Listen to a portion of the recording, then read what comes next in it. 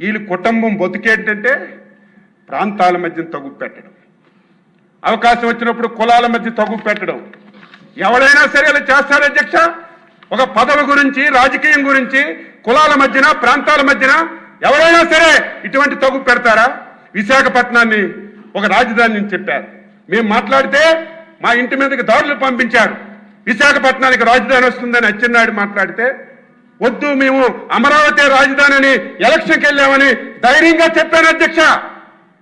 మేము మాటిచ్చాం, అమరావతి రాజధాని రాష్ట్రంలో అన్ని జిల్లాలు అభివృద్ధి చేస్తామని మాటిచ్చామని ధైర్యంగా నిలబడ్డాం అధ్యక్ష. బండబూతులు తిట్టారు, పర్సనాలిటీ మీద మాట్లాడారు, కానీ ధర్మాన్ని, న్యాయాన్ని రక్షించాలని కట్టుబడి మనం ఉన్నాం అధ్యక్ష. పోనీ నువ్వు రాజధాని అన్నావు, ఏం చేశావు? 2019-24లో నిండు శాసనసభలో మాట్లాడుతున్నాను. ఎందుకింత గట్టిగా మాట్లాడుతున్నానంటే ఈరోజు రాష్ట్ర ప్రజలందరూ ఇంపార్టెంట్ సెషన్ చూస్తారని. ఒకవేళ జగన్మోహన్ రెడ్డి బెంగళూరులో ఉన్నా, వైసీపీ వాళ్ళు ఉన్నా ఈరోజు సభ చూస్తారు ఏం జరుగుతుందని. ఈరోజు రావాలి కదా అధ్యక్ష, ఈవేళ రావాలా లేదా?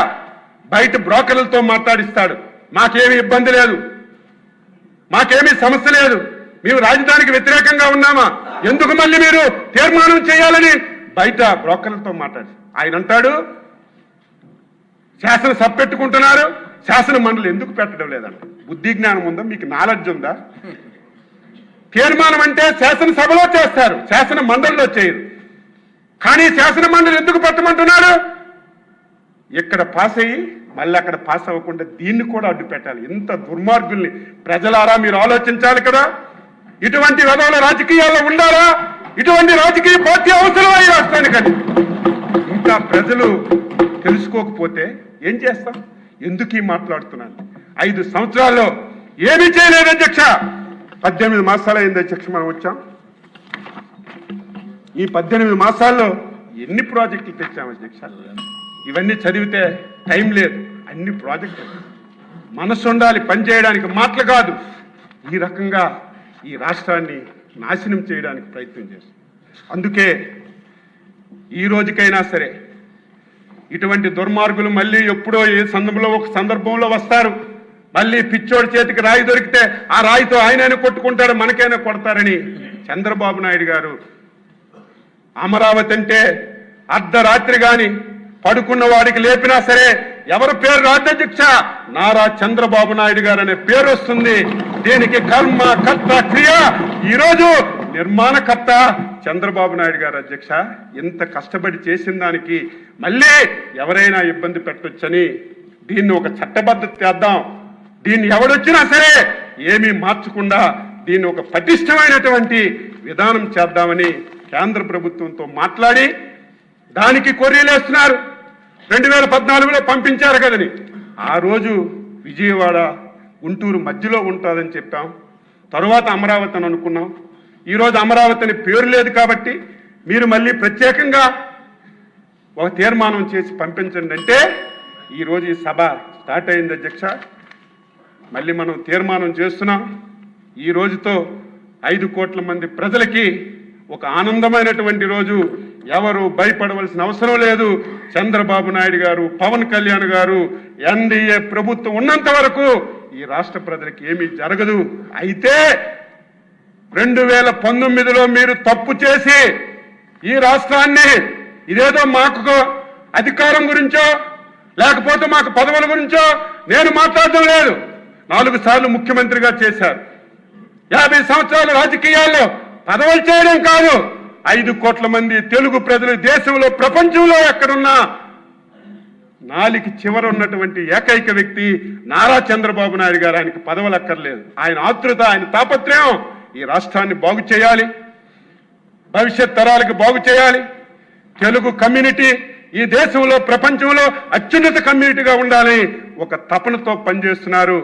మళ్ళీ రేపు ఎన్నికలు వచ్చినప్పుడు ఆంధ్రప్రదేశ్ ప్రజలారా నిండు సభలో చేతులు జోడించి మాట్లాడుతున్నాను, మొక్కుతున్నాను, వైకుంఠపాలి ఆట ఆడొద్దు. మీరు వైకుంఠపాలి ఆడాడి ఏదో వచ్చారని ఏదో ఇస్తారని ప్రలోభాలకు లొంగి మళ్ళీ తప్పు చేస్తే ఈ రాష్ట్రాన్ని ఎవ్వడు బాగు చేయలేడు. ఇది ప్రజలందరూ నేను చెప్పానని కాదు, విజ్ఞతతో ఆలోచించండి. మీ గురించి, మీ భవిష్యత్తు గురించి పనిచేస్తున్నటువంటి చంద్రబాబు నాయుడు గారిని, పవన్ కళ్యాణ్ని, ఎన్డీఏ ప్రభుత్వాన్ని నిండు మనసుతో ఆశీర్వదించండి అని చెప్పి కోరుతూ, ఈరోజు ముఖ్యమంత్రి గారు ప్రవేశపెట్టినటువంటి తీర్మానాన్ని మనస్ఫూర్తిగా 5 కోట్ల మంది ప్రజల తరపున, ఈ దేశంలో ప్రపంచంలో ఉన్నటువంటి ఆంధ్రుల తరపున హృదయపూర్వకంగా స్వాగతిస్తూ, ఈ అవకాశం ఇచ్చినటువంటి మీకు హృదయపూర్వకంగా ధన్యవాదాలు తెలియజేస్తూ సెలవు తీసుకుంటున్నాను. బాగా మాట్లాడారు, కానీ ఎక్కువ టైం తీసుకున్నారు. అచ్చెన్నాయుడు గారు ఆవేశంతో ప్రసంగంలో 1-2 అశబ్దాలు దొరికాయి. వాటిని రికార్డు నుంచి తొలగిస్తున్నాను.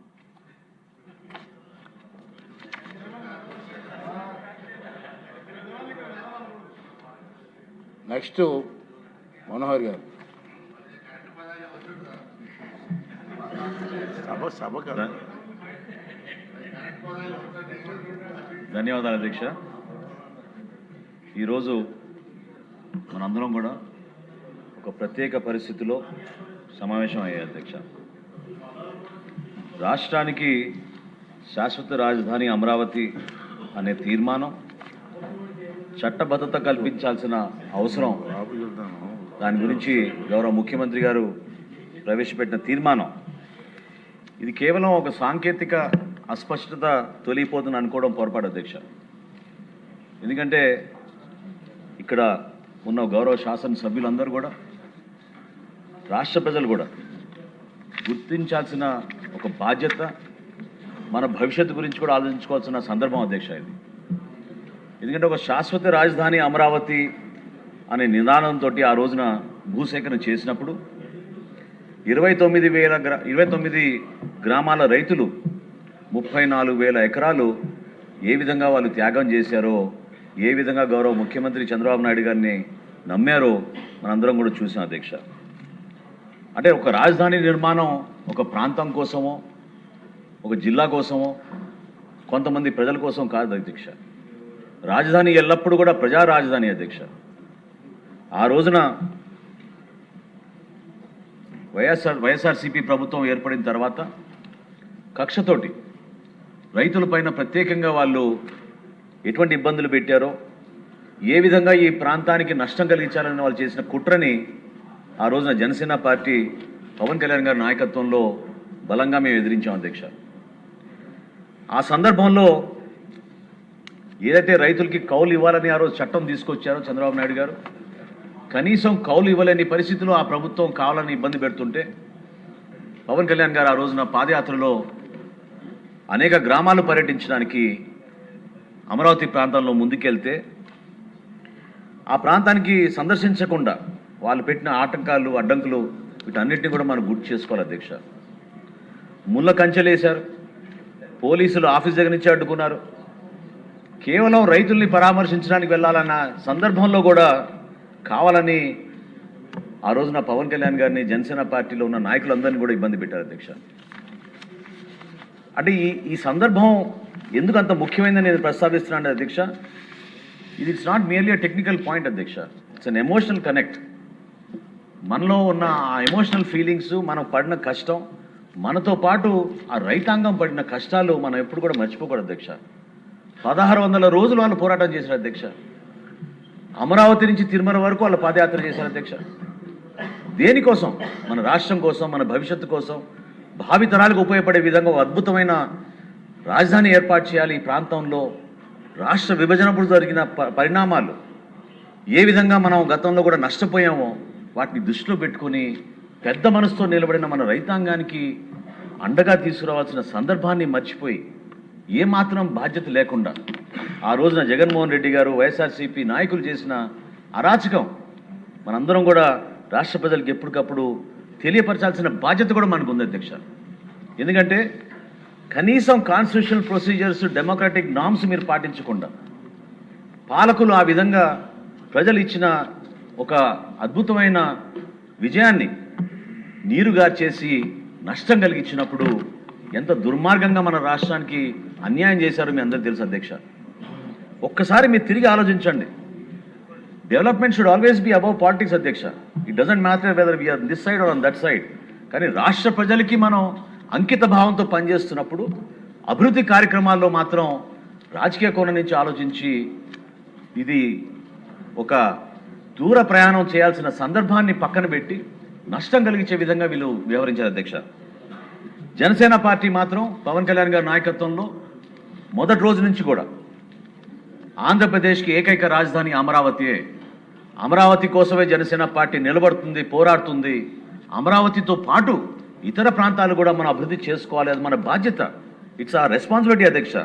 అంతేగాని వీళ్ళు తీసుకున్న రాజకీయ ఎజెండాని మనం ప్రజల్లో ఒక భయంతో తీసుకెళ్ళకూడదు. వాస్తవాలు ఏదో తెలపాలనే ఉద్దేశంతో ఆ రోజు పవన్ కళ్యాణ్ గారు ఏ ప్రాంతానికి వెళ్ళినా, ఎక్కడ ఎటువంటి సభ ఏర్పాటు చేసినా కూడా దానిపైనే మేము నిలబడ్డాం అధ్యక్ష. అధ్యక్ష, ఈ సందర్భంగా నేను గుర్తు చేస్తున్నా అధ్యక్ష, ఎందుకంటే ఉదయం మీరు మాట్లాడినప్పుడు సభాపతిగా ఆ స్థానంలో కూర్చున్నప్పుడు, గతంలో నేను కూడా రాష్ట్ర విభజన జరిగినప్పుడు ఆ స్పీకర్ స్టేజ్లో ఉన్నప్పుడు నా ఒపీనియన్స్ని ఎక్స్ప్రెస్ చేసుకోలేకపోయాను అధ్యక్ష, చేసుకోకూడదు కూడా సభాపతిగా ఉన్నప్పుడు. కానీ మొన్న క్యాబినెట్లో ఒక రోజు మేము మాట్లాడుతున్నప్పుడు ఆ రోజు జరిగిన పరిణామాలు, దాని వెనక రాష్ట్ర ప్రజలు వాళ్ళ అభిప్రాయాలు ఏ విధంగా ఉండినాయి కూడా ఆలోచించకుండా పాలకులు ఎటువంటి నిర్ణయాలు తీసుకున్నారో మనం గుర్తు చేసుకోవాల్సిన బాధ్యత కూడా మనకు ఉంటుంది అధ్యక్ష. I just want to read the last paragraph అధ్యక్ష ఆ రోజు. ఎందుకంటే ఆ రోజు కూడా ఒక తీర్మానం చేశాం సభ. దాదాపు 63 రోజులు చర్చించిన తర్వాత ఏ ప్రాంతానికి ఆ ప్రాంతం గౌరవ శాసనసభ్యులు తెలంగాణ నుంచి కూడా వాళ్ళ ప్రజలు ఏ విధంగా అభిప్రాయపడుతున్నారో దాని గురించి వాళ్ళు పోరాటం చేస్తూ ఉన్నారు. సీమాంధ్ర నుంచి మన గౌరవ శాసనసభ్యులు కూడా వాళ్ళు కూడా నిలబడి శాసనసభలో ప్రతిరోజు ఒకరేమో సమైక్యాంధ్ర కోరుకుంటున్నారు, ఒకరేమో తెలంగాణ రాష్ట్రం కోరుకుంటున్నారు. కానీ ప్రజాభిప్రాయం సేకరణ చేసేటప్పుడు ఇక్కడున్న చట్టసభలో మనం పరస్పరంగా గౌరవించుకుంటూ సభాభిప్రాయం తెలుసుకోకుండా కేంద్ర ప్రభుత్వం ఆ రోజు తీసుకున్న నిర్ణయం ఎంత నష్టం జరిగిందో మన రాష్ట్రానికి ఈ సందర్భంగా నేను గుర్తు చేస్తున్నా అధ్యక్ష. చివరిలో ఆ రోజున ఇది 30 జనవరి 2014 ఆ రోజు ఉదయం 11ంటికి అధ్యక్ష తీర్మానం చేసినప్పుడు the house while rejecting the AP Reorganization Bill 2013 resolves to request the Honorable President of India not to recommend the AP Reorganization Bill 2013 for introduction in the Parliament, as the bill seeks to bifurcate the state of Andhra Pradesh without any reason, basis and without arriving at a consensus. ప్రజాభిప్రాయాన్ని కూడా మీరు దృష్టిలో పెట్టుకోకుండా మీ అంతటా మీరే నిర్ణయం తీసుకున్నారు ఏకపక్షంగానే. దానిపైన చాలా స్పష్టంగా చెప్పాం అధ్యక్ష. without arriving at a consensus, in utter disregard to the linguistic and cultural homogeneity and economic and administrative viability of both the regions. The bill also completely ignores the very basis of formation of the state of Andhra Pradesh, the first linguistic state created in independent India అధ్యక్ష. ఏ విధంగా మన పూర్వీకులు మహానుభావులు ఎంతోమంది త్యాగం చేసి మన రాష్ట్రం కోసం తెలుగు భాష కోసం పోరాడారు, ఏ విధంగా అన్ని ప్రాంతాల అభివృద్ధి కోసం స్వాతంత్రం తెచ్చుకున్నామో దానికి విరుద్ధంగా భిన్నంగా వీళ్ళు వ్యవహరిస్తున్నప్పుడు చట్టంలో ఉన్న ప్రొసీజర్స్ని కూడా గౌరవించకుండా డెమోక్రాటిక్ నార్మ్స్ని వీళ్ళు పట్టించుకోకుండా చేస్తే ఎంత నష్టం జరిగిందో అనేది ఉదాహరణ ఈరోజు నేను ప్రత్యేకంగా మీ అందరి ముందు ప్రవేశపెడుతున్నా అధ్యక్ష. ఎందుకంటే మనం ఆలోచించాలి, అభివృద్ధి అనేది ఒక నాయకత్వంలో ఉండదు అధ్యక్ష. అందరం కలిసికట్టుగా నాయకత్వాన్ని బలపరచాలి. చంద్రబాబు నాయుడు గారు ఆ రోజున సింగపూర్ మోడల్ తీసుకొద్దాం, సింగపూర్ ఏ విధంగా అభివృద్ధి చెందిందో అక్కడ ఉన్న అసెండాస్ కానివ్వండి, మన జురాంగ్ కానివ్వండి, సర్బానా కానివ్వండి, వాళ్ళతో సంప్రదించి ఒక మాస్టర్ ప్లాన్ తయారు చేయాలనే కోరిక ఎందుకు వచ్చింది అధ్యక్ష? ఏ ప్రాంతంలో లేని రాజధాని మన ప్రాంతంలో రావాలి, అటువంటి ప్రత్యేకమైన ఒక అద్భుతమైన నగరం మనం నిర్మాణం చేసుకోవాలి, ఆంధ్రప్రదేశ్ ప్రజలు గర్వపడాలనే ఉద్దేశంతో ఆ రోజు తీసుకున్న నిర్ణయం అధ్యక్ష. అంతేగాని వ్యక్తిగతంగా పాలకులుగా మనం 5 సంవత్సరాలు ఉన్నంత మాత్రాన మనం ఈ రాష్ట్రానికి కావాలని కక్ష కట్టి నష్టం చేసే విధంగా వాళ్ళు చేసిన పరిణామాల వలన, ప్రయత్నాల వలన ఇంత నష్టం జరిగిపోయింది అధ్యక్ష. కావున ఈ సందర్భంగా నేను అందరినీ కోరేది ఏంటంటే అధ్యక్ష, ఆ రోజు నరేంద్ర మోడీ గారు శంకుస్థాపన జరిగిన రోజు చాలా స్పష్టంగా చెప్పారు అధ్యక్ష, Andhra Pradesh will lead a new economic revolution అని. గౌరవ ప్రధానమంత్రి గారికి ఒక నమ్మకంతో అమరావతి నిర్మాణం ద్వారా ఆంధ్రప్రదేశ్కి గారు దేశంలోనే ఒక అద్భుతమైన మార్పు తీసుకురాగలుగుతాం, ఎకనామిక్ రెవల్యూషన్ తీసుకురావాలి ఆంధ్రప్రదేశ్ అనే ఆలోచనతో ఆ రోజు ఆయన ఆశీర్వదించారు అధ్యక్ష. అనుగుణంగా ప్రతి ఒక్కరం కూడా కష్టపడి పనిచేయాలి అధ్యక్ష. మన కూటమి ప్రభుత్వం ఖచ్చితంగా ప్రజలు ఏ విధంగా కోరుకుంటున్నారో, ప్రజలు ఏ విధంగా ఆశిస్తున్నారో, ఈ ప్రాంత ప్రజలు ప్రత్యేకంగా రైతుల అధ్యక్ష వాళ్ళ బిడ్డల్ని కూడా, వాళ్ళ బిడ్డల భవిష్యత్తు గురించి కూడా ఆలోచించకుండా త్యాగం చేసి మనకి ఆ రోజున అందించారు అధ్యక్ష. ఎన్నో సందర్భాల్లో మహిళలు వచ్చి పిల్లలు మెడిసిన్ సీట్, ఇంజనీరింగ్ సీట్ కాలేజీలో చదువుకుంటున్నా కూడా పవన్ కళ్యాణ్ గారితో వేధించుకుని, అయినా కానీ మేము మా ఎకరం 2 ఎకరాలు రాజధానికి ఇచ్చేసామండి, అన్యాయం జరుగుతుందనే ఆవేదనతో వాళ్ళు మాట్లాడినప్పుడు ఆ రోజున పవన్ కళ్యాణ్ గారు కేంద్ర ప్రభుత్వంలో ఉన్న పెద్దల్ని కలవాలి, మనం ఎందుకు బాధ్యత లేదనేది మనం ప్రశ్నిద్దాం అని ఆ రోజు మేము ప్రతిపక్షంలో ఉన్న శాసనసభ్యులుగా లేకపోయినా ఒక బాధ్యతగా జనసేన పార్టీ నుంచి పవన్ కళ్యాణ్ గారి నాయకత్వంలో ఢిల్లీకి వెళ్ళి 2-3 సార్లు వాళ్ళతో సమావేశం జరిపి వాళ్ళని నమ్మకం వచ్చే విధంగా కల్పించి ఆ రోజున భారతీయ జనతా పార్టీ కూడా కలిసి వచ్చి ఆంధ్రప్రదేశ్కి ఏకైక రాజధాని అమరావతి ఉండాలి అని తీర్మానం చేసుకుని మనం ముందుకెళ్ళాం అధ్యక్ష. కాబట్టి దయచేసి సభ్యులందరూ కూడా నేను కోరేది, ఇది ఒక టెక్నికల్ ఇష్యూ కాదు, ఖచ్చితంగా ఇది ఒక ఎమోషనల్ ఇష్యూ అధ్యక్ష. ఎంతో పోరాటం చేశాం, నిలబెట్టుకున్నాం. ఇంకా ఇప్పుడు ఈ రోజున మన బాధ్యత మరింత పెరిగింది. గౌరవ ముఖ్యమంత్రి గారు చంద్రబాబు నాయుడు గారి నాయకత్వంలో, అదేవిధంగా మన రాష్ట్ర ఉప ముఖ్యమంత్రి పవన్ కళ్యాణ్ గారి నాయకత్వంలో మన అందరం కూడా కలిసికట్టుగా ఈ ప్రాంతానికి, మన రాష్ట్రానికి మేలు జరిగే విధంగా ఒక అంకిత భావంతో ఒక అద్భుతమైన నగరంగా మన అమరావతిని మనం ముందుకు తీసుకెళ్ళాలి. దానికి మనందరం కూడా సహకరించాలని, ప్రజలు కోరుకునే విధంగా మనం కలిసికట్టుగా పనిచేసుకుని ముందుకెళ్దామని మరొకసారి తెలుపుకుంటూ అవకాశం కల్పించినందుకు మీకు ప్రత్యేకంగా ధన్యవాదాలు అధ్యక్ష.